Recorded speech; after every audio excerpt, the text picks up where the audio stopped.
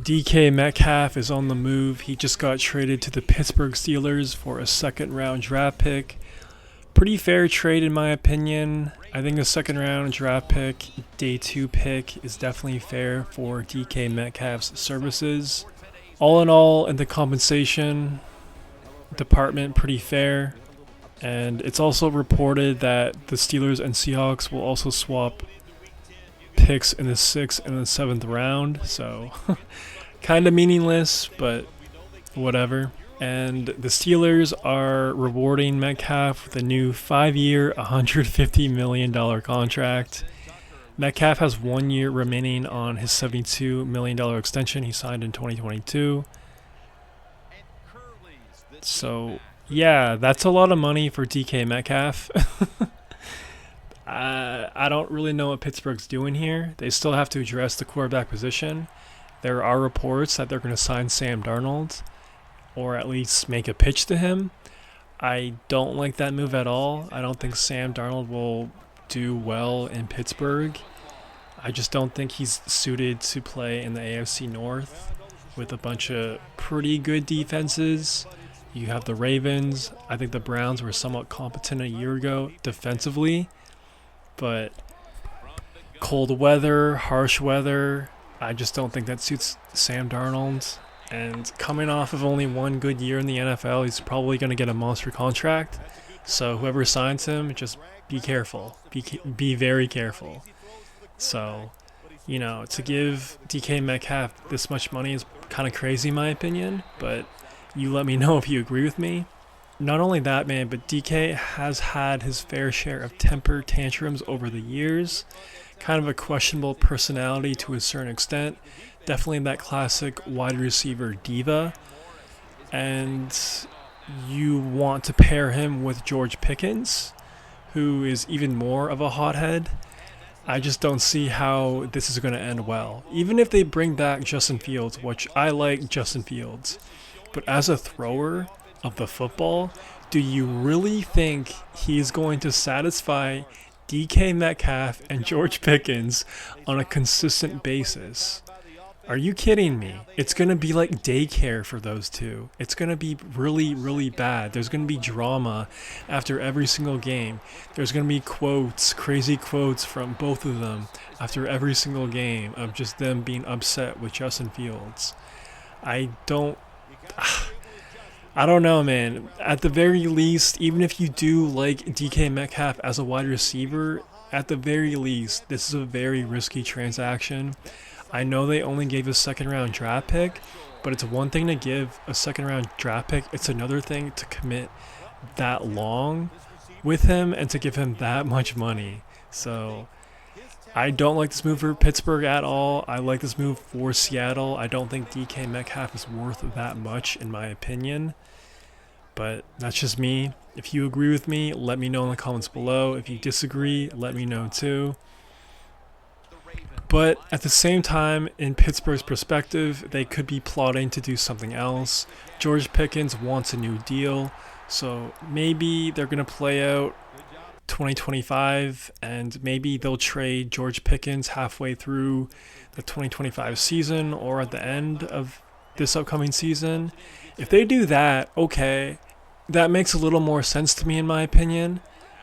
But again, bro, I just don't see how it's going to work out. Two really big hotheads on the same team, in the same locker room. I mean, it's pretty easy to call George Pickens a cancer for how he acted a year ago, but to have DK Metcalf there as well, I just don't see it. I don't see the vision right now, man. I just don't see it. At the same time, if they are going to trade George Pickens at some point, in my opinion, I think George Pickens is a better wide receiver than DK Metcalf. I mean, just take a look at the quarterbacks DK has played with. Kenny Pickett, Russell Wilson, Justin Fields.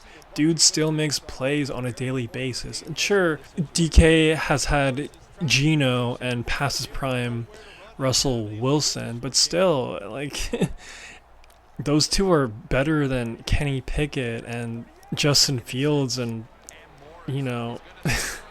2024 Russell Wilson. So you let me know, who's a better receiver right now, George Pickens or DK Metcalf? I just think George Pickens is a way better pass catcher. He has pretty elite hands. DK Metcalf can have stone hands from time to time. Both are really physical, which are good, and that fits well in the AFC North. But again, man, they just don't have a quarterback right now. And I don't think they're going to get a legit one anytime soon. So I just don't get this move at all. Now, from Seattle's perspective, like I said, good move acquiring a second-round draft pick for DK Metcalf. He's not worth that money, in my opinion, at all. A lot of people are surprised or confused about what Seattle's doing. Bro, they traded away Geno Smith, not really a top-tier quarterback.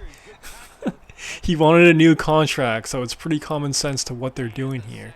Same thing with DK Metcalf. Sure, he's a name, but he's a very overrated player. And again, he wanted a new contract. So I like both of these moves from John Schneider. And for all the people on X complaining or being like, what are the Seahawks doing? I'm so confused. This is so shocking. Bro, it's really not. It's really not. But... And as far as the receiving room for the Seahawks, they have JSN. I'm sure they'll draft another wide receiver or add someone in free agency. They're good. They're fine there. They have 2 good RBs. They're fine. They're fine in the offensive department. They just need to find a quarterback. Wide receivers don't necessarily win championships. Defense does. When we just saw that. And speaking of the Seahawks, they just signed 2 of their defenders. Ernest Jones to a 3-year, $33 million contract, and Jaron Reed to a 3-year deal worth up to $25 million. So if hypothetically they signed DK to the contract he wanted, they wouldn't have been able to sign those 2 guys. So all the people saying, oh, John Schneider's crazy, what are the Seahawks doing? In my opinion, he's had a perfect offseason so far. Again, we all just saw the Super Bowl. Defense wins championships, and I'm sure he took note of that, and that's exactly what he's doing here. He's keeping that defense together, building upon it, and hopefully they'll be even better in 2025, because that's how you win in this league, man. Now, if they could just find a quarterback that's a bit better than Geno Smith, which in my opinion isn't really a hard task, I think this team will absolutely be a playoff team in 2025, and I'm excited for this franchise, man. I'm excited for this roster too. They've had a low-key, underrated roster the past 2 years. Geno Smith has really held them back, in my opinion, and I feel like 2025 could be the takeoff year for the Seahawks. So, if you agree with me, let me know in the comments below. And yeah, man, maybe Aaron Rodgers will head to Seattle. I actually made a vid about that 2 months ago. That was my dream spot for A-Rod. I'd like to see that happen, or him go to Minnesota. Maybe Justin Fields to Seattle. I'd like to see that too, but just not Sam Darnold. Please don't sign Sam Darnold, John Schneider. I just don't think that'll work. I'm not a big guy. I'm not a big believer in Sam Darnold at all. I don't think it'll work out. But if they could just nail the quarterback acquisition this offseason, I think easily so far the Seahawks have had the best offseason in my opinion. So let me know what you think is going to happen and how it's all going to play out. If you made this far, please subscribe, like the vid, help out your boy a ton. That's all I got for right now. Peace. It shows everybody that you can run it when you want to, and also it opens up so many other things for your offense. That's just not a good call on the offensive side. You know, when it's second and short, they think, let's just pick up the first down, and the defense was ready. You got to have better play calling than that. The Jets now facing 3rd down. A week ago, they were up to the challenge in these spots. 3rd down and 3. And the catch by Alfred Morris. And they advance the ball onto the other side of the field. You can do all you want on the defensive side. You can give a lot of looks, but it's just too easy for the quarterbacks and receivers to throw and catch.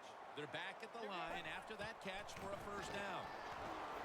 And this goes incomplete as he was looking over the middle.